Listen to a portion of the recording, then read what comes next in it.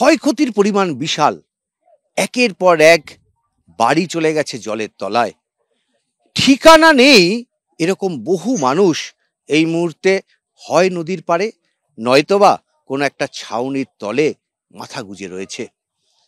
তবে এই মানুষদের পাশে দাঁড়ানোর জন্য কখনো কলকাতা, কখনো বিভিন্ন জেলার বিভিন্ন প্রান্ত থেকে মানুষ কিন্তু ছুটে আসছেন। অ্যাকচুয়ালি আমার আজকে জন্মদিন, তো আমি ভাবছিলাম যে আমি উত্তরবঙ্গে কন্টিনিউয়াসলি আসি এবং উত্তরবঙ্গের মানুষের এই অবস্থা থেকে আমি ভাবছিলাম যে কখন আসবো। তো আজকের দিনটাই আমার কাছে সব থেকে ভালো মনে হলো, তাই আমি ছুটে চলে আসলাম। এসে খুব ভালো লাগলো। হ্যাঁ, আমিও গেছিলাম। ওখানে সবাই ছিল, আমরা গেলাম, দিলাম সবাইকে। পাশাপাশি বিভিন্ন সংগঠন তারাও কিন্তু এগিয়ে আসছেন এই মানুষদের পাশে দাঁড়ানোর জন্য।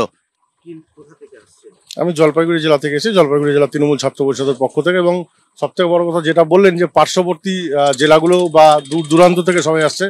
এখানে আমার সাথে রয়েছে বিষ্ণুপুর সাংগঠনিক জেলার জেলা সভাপতি তৃণমূল ছাত্র পরিষদের, ওরাও আমাদের পাশে এসে দাঁড়িয়েছে।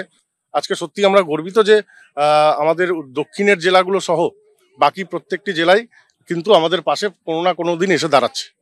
এখনো পর্যন্ত মানুষের যে পাশে দাঁড়ানোর বার্তা তা কিন্তু উত্তরবঙ্গের বন্যাত্র মানুষরাও এক বাক্যে স্বীকার করছেন।